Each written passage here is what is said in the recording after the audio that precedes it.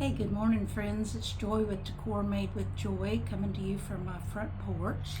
It's a beautiful summer morning, one of those days in Middle Tennessee that we don't get very often with a lower humidity and a little bit cooler for summer. I've already been on my morning walk and let's see, I've already packaged up something to go to UPS that I needed to ship, and I've already done some posting.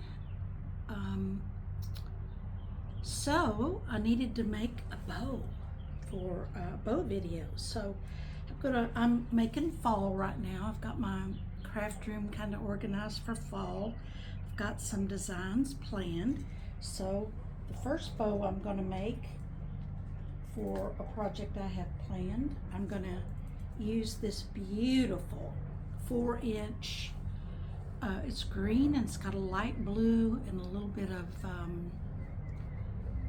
tan or peachy in its designer excellence. I don't remember where I got this.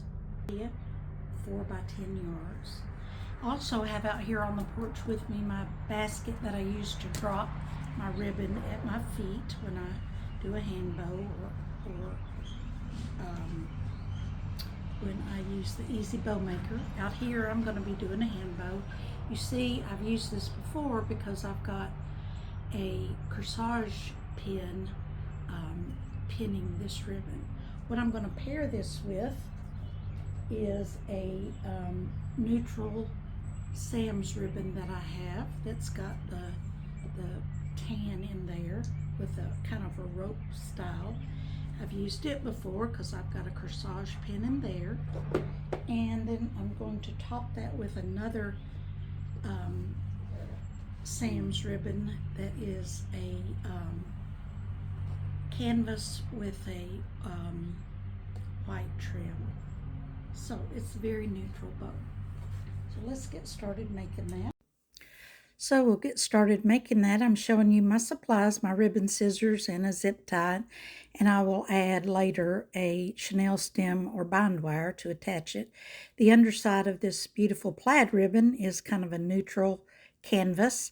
I cut myself a dovetail, and I'm going to show you what a good wire this has in it. And I am going to make initially a long tail, an upper tail, and then a longer lower tail. Then I go back in and create another upper tail and turn it away from myself and create a big loop. That's about a 9-inch loop. And then I create on the other side another 9-inch, and I just adjust, pull, and add more ribbon until I get them, when I measure them, that they're even. I take a look at that, and I really love that ribbon, so I create another lower tail, and I'll go back in and dovetail later on, but you see what that looks like. Then I start to add my neutral ropey ribbon, and I decide to eliminate that, so I just drop it down in the basket, and I go in with this more narrow with the white trim. I'm just going for a neutral. So I create an upper tail, then I create a loop that is smaller than the plaid ribbon loop by an inch or so, and I create one on the other side, measure those to make sure that I'm getting them even, and then I add a third loop.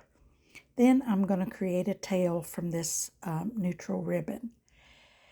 I pull that apart a little bit, take a look at it. I like what I see, so I'm zip tying that all together, pulling that locking mechanism around the back, and then I start to fluff that bow, and you see I've got a nice big loopy bow for a fall project, and I can go back in and dovetail that at my leisure, create a hot dog style, and fold those ribbons together and dovetail, and loving how that looks together. Just beautiful fall colors. Let me know if you have any questions.